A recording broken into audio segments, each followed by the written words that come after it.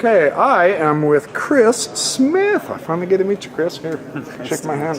Look, I got it. The handshake has occurred.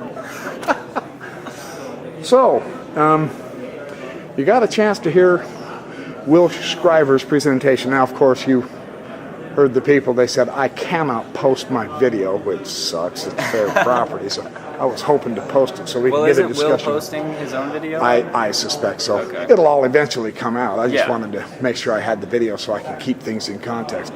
Your overall impression, if I can ask you. Okay. What do you think? I think it was definitely an original approach to the problem. And I have to give credit for that. Me too.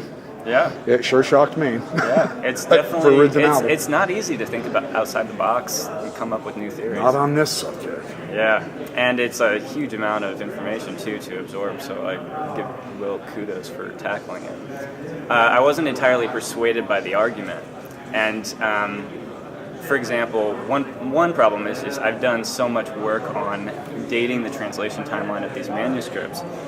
I'm aware of a large body of evidence that chapters basically from 219 through the end of the Book of Abraham is very late, produced in 1842. So you would disagree with his 1835? Okay, yeah, I would disagree with the 1835. Yeah, I was talking to Don Bradley, and he told me the same thing. Yeah, okay. Well, I'm co-authoring the paper with Don Bradley. So awesome, okay. He's aware of the same evidence. Awesome.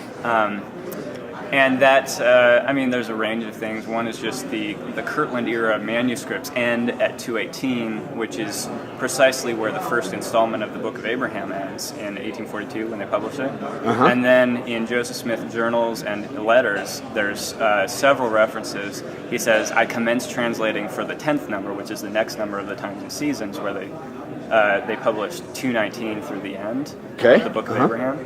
So, and he says like 5 times in his journals and letters that he's translating for that portion, and then at the end he revises a bit and then it gets published.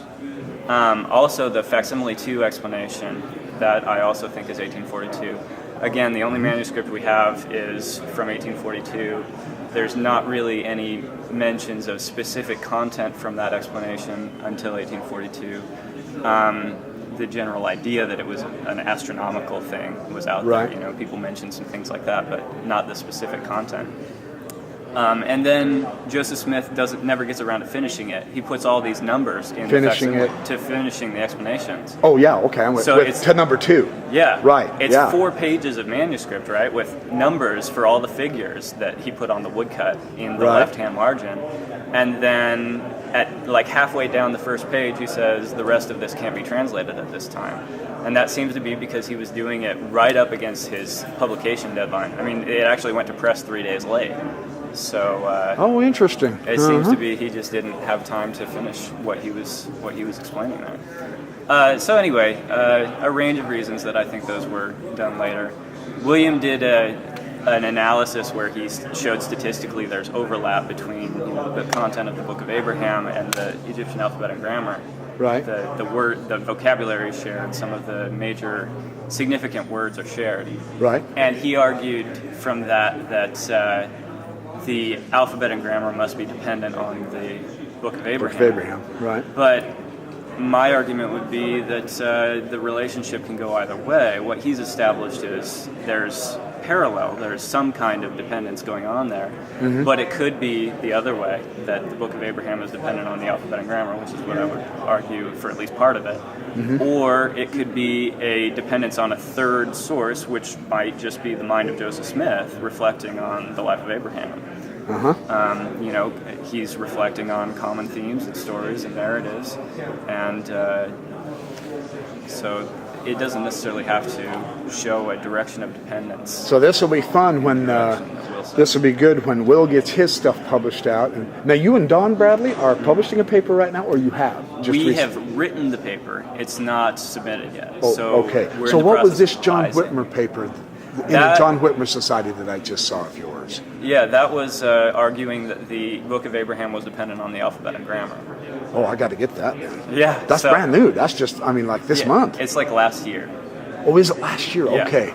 And all right. Actually, William mentioned in his presentation he wasn't aware of anybody making that argument, so that's not entirely true because I've made it. So you made the argument. All right. Awesome. Well, this will be fun to assess the seems to me like we're in yet again, another, it's like the ocean, constant lapping up on the beach. We're in another wave. Yeah, it recedes for a while, the tide goes out, it's coming in.